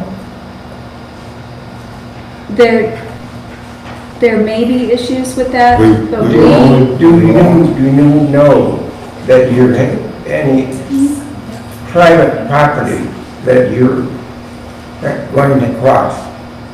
We will only be county using property. roads outside of the claims that have historic access to those claims. And so that won't be a question. Now, the questions that Kent is bringing up about putting the easement in the roads, all those things we agree need to be done. By the way, I'm not a developer, just my wife and I have ended up with a lot of land, and we're trying to figure out what to do in a responsible way with it. But do you have any existing properties that are owned by individuals that are going to be incorporated in your property? There is a small corner of a piece of property that has a public road across it. The access to that road was granted when Mr. Lewis applied for his patent, and that was in '78, long before that parcel on the corner, which is a substandard lot, if it's a lot, was even dreamed of. It's been there 100 and whatever that is, 140 years. So we do need to add that to our conditions then, that he shows proof that anything that is going to, phrase it for me, please. Cross Needs access. another privately or publicly owned property. Will have access. Proof of access. Proof of access, okay. In addition to roads, it would also be for easements for utilities and other things that are associated with development that would cross those public or private lands. Okay. I'll provide Thank that to the staff by the end of the week. The next condition, I'm looking at the DRC review, and I'm not sure that it was resolved, the issue of whether the rezoning, the area is Meadows residential. we're gonna hit that next. Okay. Yeah, we're just doing the conceptual subdivision and then next we rule on the zoning. Okay. The rezoning possible. Next, staff recommendation in the report, details for the cut and fill of roadways and any retaining walls be reviewed comprehensively for the entire site. with the details submitted at the time of preliminary subdivision application. Now that affects what's cut into the hillside there and what we're gonna see. Do you believe that's appropriate that we put that as a condition? We're agreeing that it should be. Okay. The next staff recommendation. Staff recommends the location and form of open space dedication be specified at the time of the preliminary subdivision application. So, it's either dedicated, so that 1.9 acres We're agreeing that that should be permanent open done. space will just need to be dedicated, everything written in stone, essentially. Yeah, typically what we'll do is we'll have a plat note Okay, that formally dedicates that land via the plat. okay, So that would be identified on the plat where that 1.9 acres or whatever size that will become once all the calculations are completed. That would be shown on the plat, and there'd be a dedication statement of that public land to the town. okay, perfect. So is that appropriate to have on the conditions? Okay, let's add that. Staff recommends that the details for tree conservation be reviewed comprehensively for the entire site with details submitted at the time, again, of the preliminary subdivision application. Do you believe that's appropriate? We want to make sure forestation is appropriate for what it can be. Believe that's That's, appropriate? Well, I'm just trying to see how we handle that, because when you cut all the property out, Mhm. anything outside of the property proper, if it's filled in for the housing and street, don't bury them in the forest. Right, but one of our objectives here, actually that's more DRC than ours, isn't it? The forestation issue. Yeah. So we can just not worry about that one as much? You know, Or do you there- believe, sorry, Well, what we're reacting to is what the applicant has indicated on his application. The applicant has indicated they're going to conserve trees on the site. Right. So we're just asking for the details on that. what does that look like? What's that look like? Okay. And that's just part of the preliminary subdivision. Yeah. And that is also That's true. something that the DRC had commented on anyway. Well, and to show the actual difference between what it is now, what is the expected, you know, when you have a plan, then you can see, based on the two roads and the lots, what's the actual difference in forestation, which will address not only preliminary subdivision, but, you know, with all these lots, if they're gonna be built on, will have to go through the DRC process as well. So it will become groundwork for their process eventually anyway. Okay. So it So is it's more a something, foundation thing for stuff that would come later. so you believe it would be appropriate to add that as a Yes. condition? Yes. All right, what do you think, board, commission? All right, let's add it then.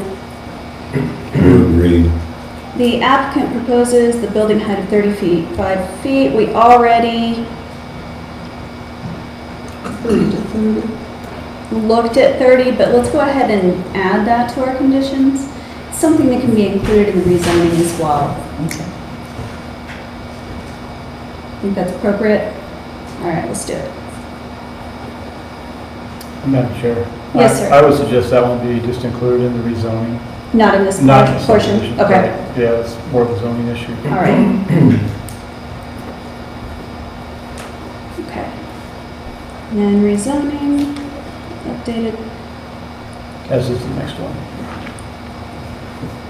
So then the last one, from Martin's staff reports, staff recommends an updated title commitment for the property be submitted at the time of the preliminary subdivision application. I feel that's appropriate. Because that's their stuff that they're gonna have to work on anyway. There's a question related to that. If the DRC that was delegated to the town attorney to make that decision, we've actually got 3 levels of title policies on the stuff now. Perfect, then we'll be covered. All right. So I wanted to look at the DRC and see if there was anything else that we needed to include on our recommendations. They're gonna go to, where's it going? Thank you, Town Selectmen. Sorry, tired. Excuse me, I just want to clarify, this conceptual subdivision doesn't go to the Board of Selectmen. This ends with the planning This ends with commission. us. So you'll be approving this, and that's it. The Okay, rezoning will That go goes to to- the Board of Selectmen. sorry, thank you. Yeah, I just want to clarify that. No, that's perfect. So let's just take a quick look again at the DRC findings. They found that the structures, road and driveways would present just density issues. I don't think we need to include anything about that. There's a need for single-family residences, deforestation, we've covered that. The board agrees residential use is acceptable. Area bulk guidelines would not be compatible, that's next. And that's also next. All right, so including all of those conditions, shall we approve the conceptual subdivision with conditions? Let me ask the question then again. I understand that the zoning is a separate issue, but at the Yes. same time, it's a recommendation from the DRC, and if we don't change that zoning, does that put us in a different position in terms of the amount of density that will end up being there? It could. So can we just say that it's dependent on resolving the zoning issues in that area? Or I'd which say no, because appropriate, it's, or which is appropriate, yeah, if you can state Yeah, it better. let me kind of put them into the separate boxes, so to speak. And when you're looking at subdivision, you look at number of lots, and you're looking at density. And so, but those are relevant to subdivision, and that's okay. And the zoning side is more of what are the district standards for, the size of the lots, the setbacks that might be involved, all the other kind of what they call bulk and area standards. So, and that's kind of a separate piece of it. So in just looking at the subdivision side of it, which is what you're looking at right now in the conceptual, I think it would be fair to say that the density of the subdivision should be resolved based on the final calculations or some language like that, because there is an issue associated with Or relationship to there's adjacent an issue with areas. the math that was given to us. The Right. math is saying that if you do the numbers and you take the 1.9 out of the 2.72, you end up with 0.8. Yeah. And if you do the math on that, you end up with an average lot size of about 4,800 square feet. So there's something. And then you take the roads out from there. And then you take the roads out from there, so can they really do 8 lots once you do the math again? And so the issue is whether you can actually approve a conceptual subdivision for 8 lots or for a number of lots to be determined based on the final calculations. I'm not sure how you want to word it, but that gets the density issue, I think, that has been raised by the DRC, as well as the issue of just not knowing exactly what we're working with from what's been shown on the map in terms of lot sizes and from doing the math on the calculations that were provided in the application. There's a question. So the conceptual thing that we're approving is not a development with 8 lots, it's a development, a residential development on that site. Well- Lots greater than part of that. Well, yes, yeah. He's asking for 8 Yes, lots? yeah. No, but I'm saying, I don't think we Right. can do that. Agreed. Okay. So 1 acre is 4,300, No, 42,000. or 43,560 square feet. If you're left with 0.82 acres and you divide that by 8, it's 4,464.9 square feet. So that doesn't meet any requirement of 5,000 square feet, no matter how you Right. bend those numbers. So we can put in Say number that we of, can approve, right? just the prove it as conceptual a residential development. and Number of units to be, or number of sites to be determined. based on, All the other requirements. Resolving the questions regarding the math and size requirements. size requirements. Did you get that? No. All right, I was like, because I didn't write that one down. All right, so do you believe that's appropriate then? Yeah. Okay. All right, perfect. Thank you for that clarification too. So can we have a motion? Is that everything that we want to include on our conditions, first of all? Because I think that's pretty darn comprehensive. Running the lots up the hill, that's not a problem, so it's a good thing to put in, but it's not a problem. So, can I get a motion then? So moved.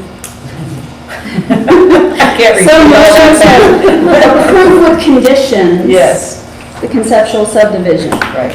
All right. Second? All right, all in favor? Aye. Aye. No one opposes, it does pass, approved with conditions for the conceptual subdivision. Next, we're going to deliberate on the rezoning. So if you look at what the DRC has given us and what Martin has given us, Mr. Landers,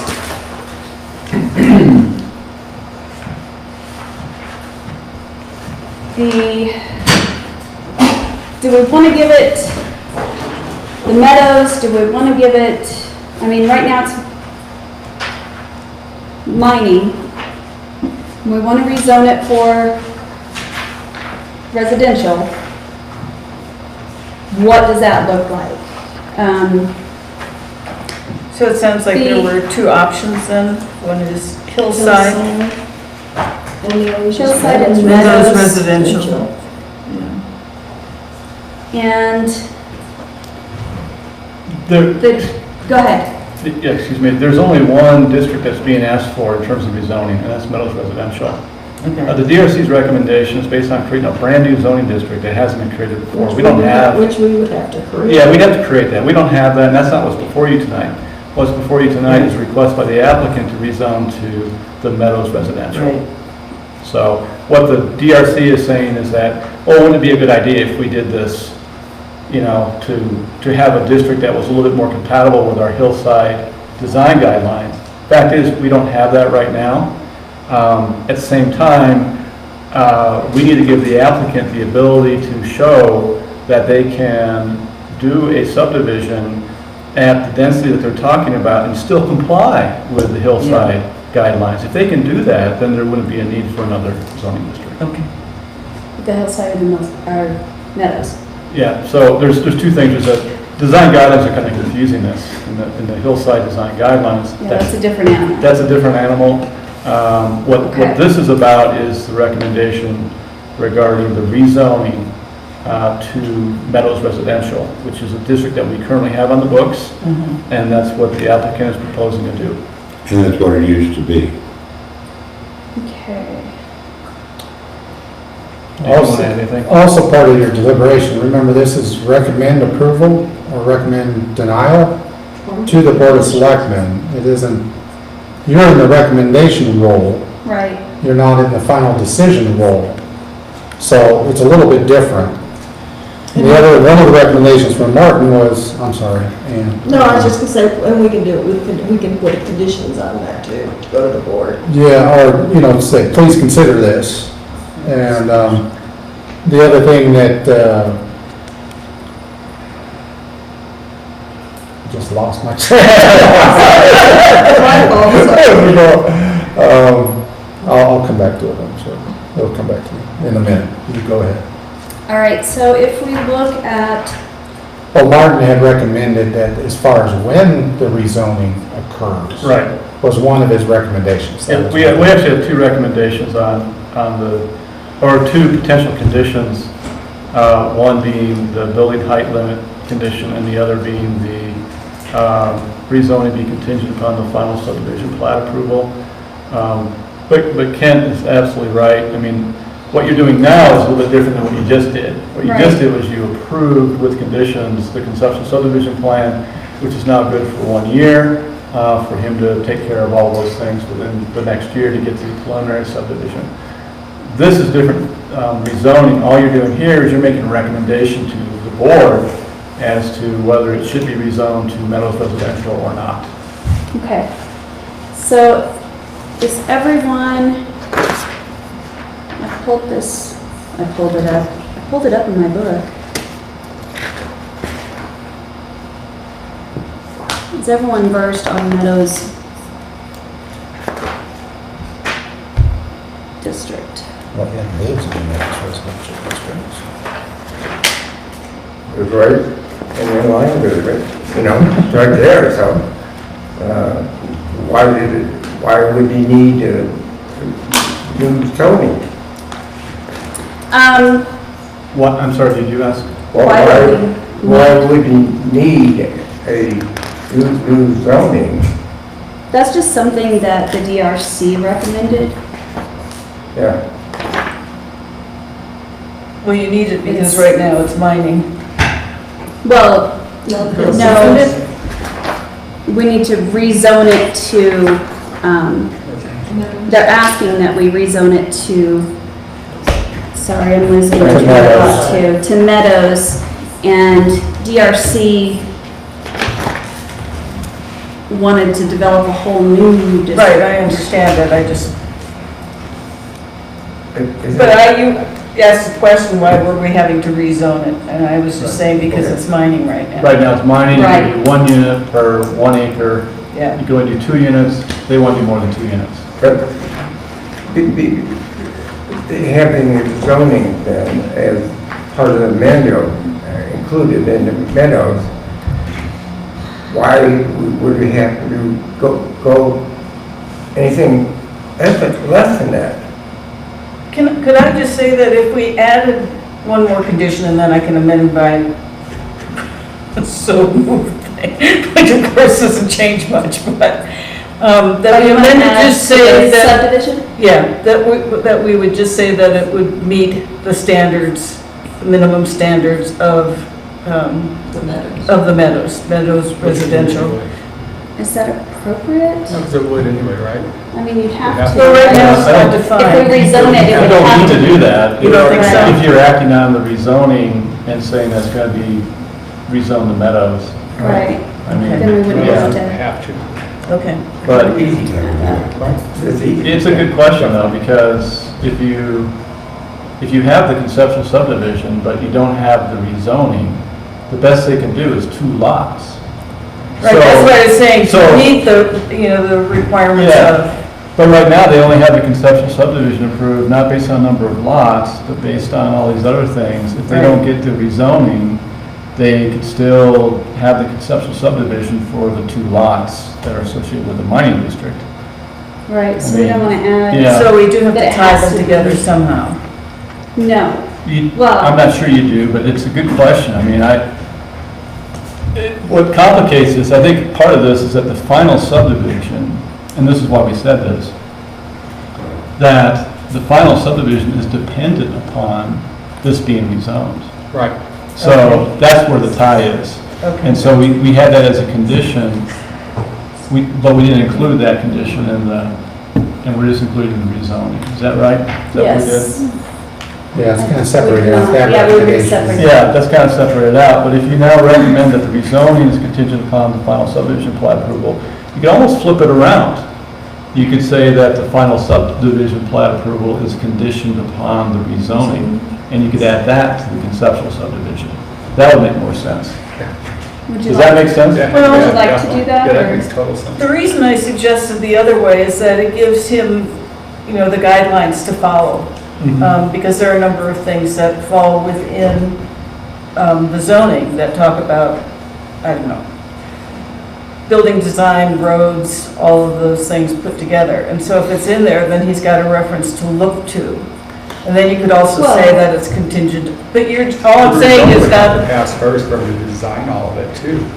Right. Sure, but I guess. You can't really design it without the rezoning, right? Well, I was just trying to find a way of saying that even though it's zoned mining, that the conditions of this subdivision would meet the minimum requirements of Meadows Residential. That way he has the size of the lots and the setbacks on the lots and all of those kinds of things. But you really couldn't do that if Yeah. it stays undermining. Right, you can't do that. It stays under No, but I'm mine. just saying, we would attack, since this is a special thing in any case, why not add one more condition that says the minimum requirements of that? Not that you're rezoning it yet, but the minimum requirements would match that of, Well, because he has to match the minimum requirements if we rezone it. Or even if I he mean, he doesn't, doesn't he'd have have to stay with choice. mining, he'd have to match that. Or if he does, if Yeah. if he's not able to go to the minimum of the rezone, if he stays with the mining, then he would have to match those requirements.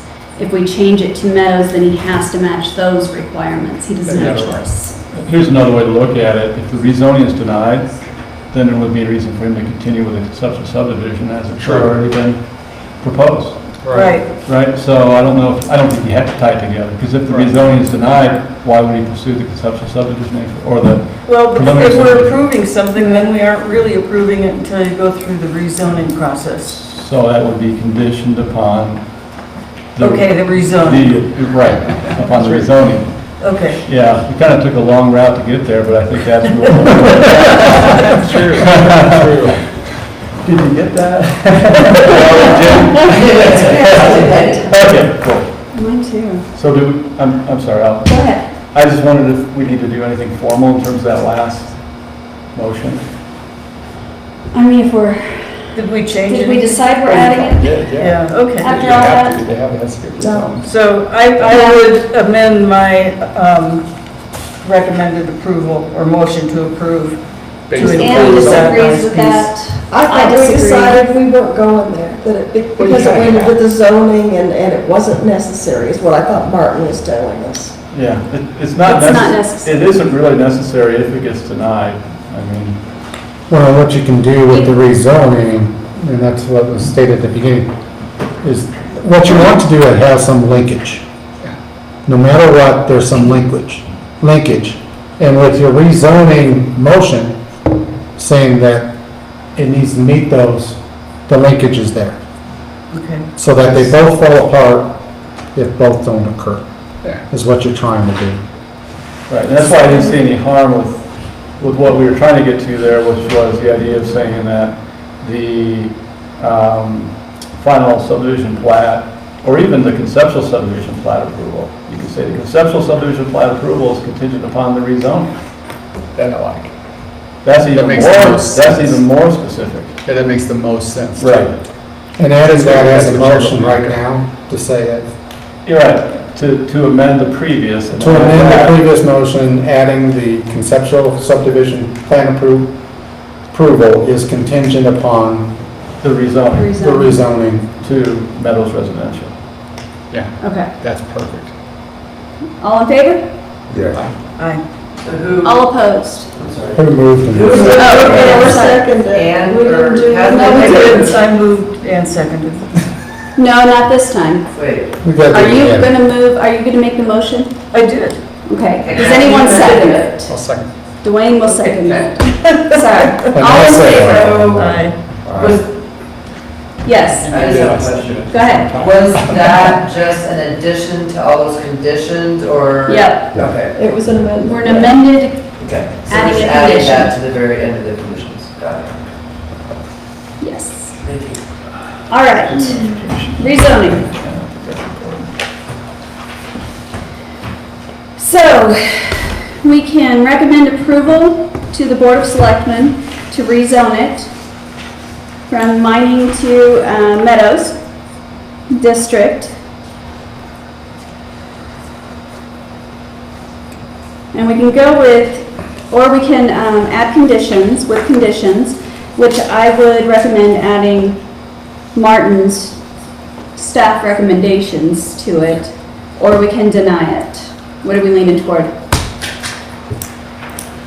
We can approve conditions. Approval of conditions. And those conditions being staff recommends a building height of 30 consistent with mining and Meadows residential district zoning standards and the Meadows hillside character area design goal of reducing visual impacts. Put that in there based on what Martin has given us. The second condition would be recommend that zoning of the property be contingent. Do we want to do final or preliminary? In this case, it would be final. It would be final in this Yes, case? and that's why I Okay. asked. And then, and that's it, actually. Just those two items. Can you repeat So- that real quick?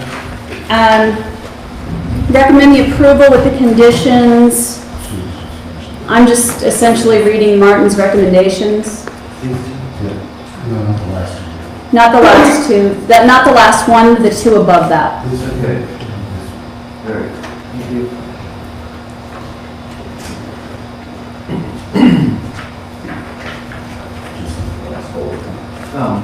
The second to last and one other? Yes. Just where it says staff recommendations Okay. and on both of those. Got it. Is there anything else we wanted to recommend to the Board of Selectmen here? The only thing that I'm hesitating on is that we're sort of ignoring what the DRC suggested for that. And I'm not sure that's not appropriate at this point until we see how many lots can actually fit on that site. So, but I think we should be aware that we are not following the DRC's recommendations on this. And the reason to not follow them at this point is because there really isn't a new character area described for Hillside. Well, that's something we can definitely, I mean, we could deny based on that if we wanted to. That's what happened to our first application, moratorium, and it was 4 years before they got. Well, yeah, it. like If to we push it wanted to forward. create something new, but I don't feel that, Well, I the feel that DRC we've got all these. The DRC can still follow their own judgments when it comes to this, I believe.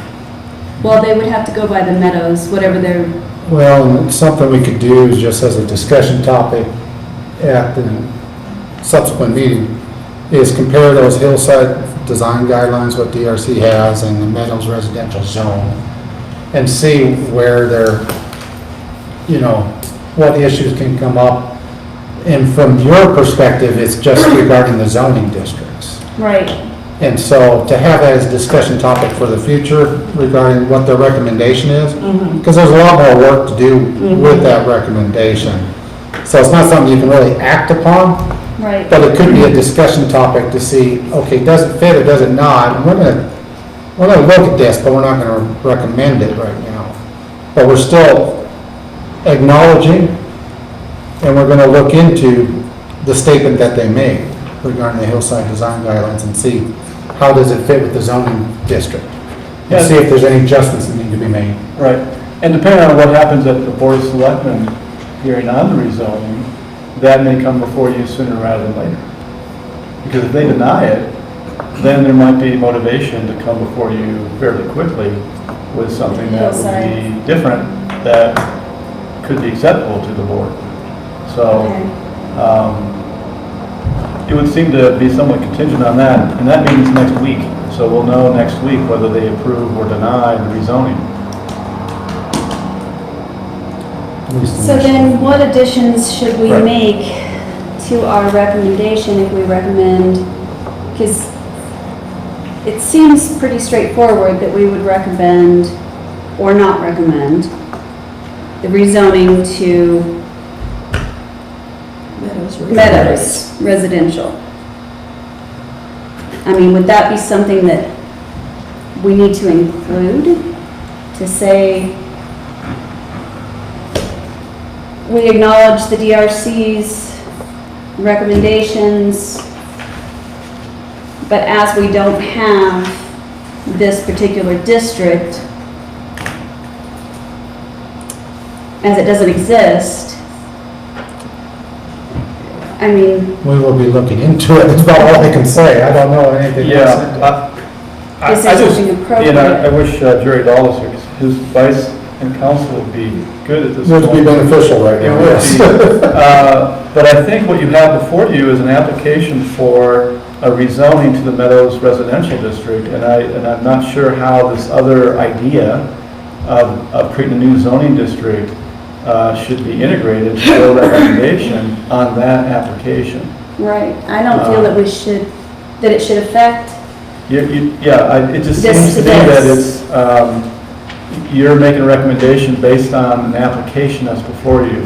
You take other recommendations into account and you understand that, yeah, okay, that might be a good idea to do that, but is it appropriate to condition someone's application on something that has to happen in the future? I don't, it's not appropriate. I don't feel. But Could we just say that we're asking it to be rezoned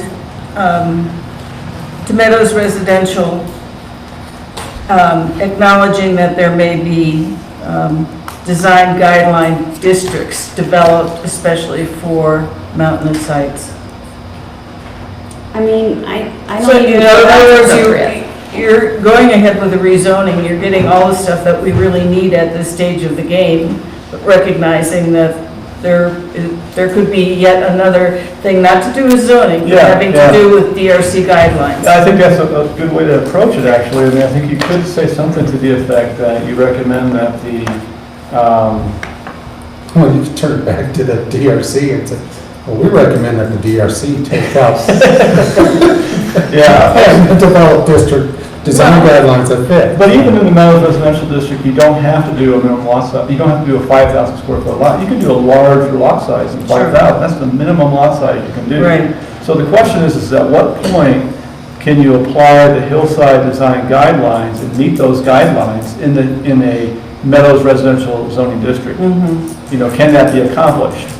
We just haven't done all that research yet, and it was a question that came up, and it ended up in the recommendations, but that's all part of what we have to figure out. Okay. So there might be a way to say that, again, we're trying to tie it back to the actual subdivision. Right. You know, and that's difficult to do under just because once you rezone it, somebody can come in and do whatever the zoning allows for the Meadows district, and that's why we're saying it's contingent upon that final subdivision plat being approved. Right. So, I guess I'm trying to find a way to say that the planning commission would recommend that the final subdivision plat be compliant with, that the rezoning and the final subdivision plat be compliant with the hillside residential design guidelines. Which don't exist. They do exist. Oh, they do? The hillside design guidelines exist. Oh, What the okay. DRC wants to do is try to create a zoning district Okay. that matches up Yeah. with those design guidelines. Got it. Yeah. Okay. Please remember, we're not proposing to go up the hillside at all. We're proposing to stay in the terrain that's similar to the rest of the hillside. We're not going up the hillside. Yeah, and one of the complications here is that this butts up against the Meadows Residential Right. District design guide. I mean, it's right on the border, so. Right. We're not going up the hill. Okay. So,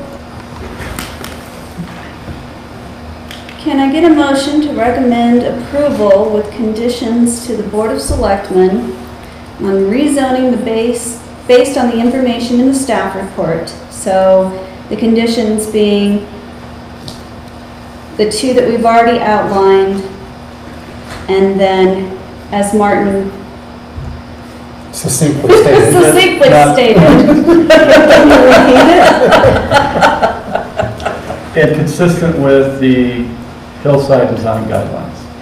Can we get a motion to approve with conditions as stated?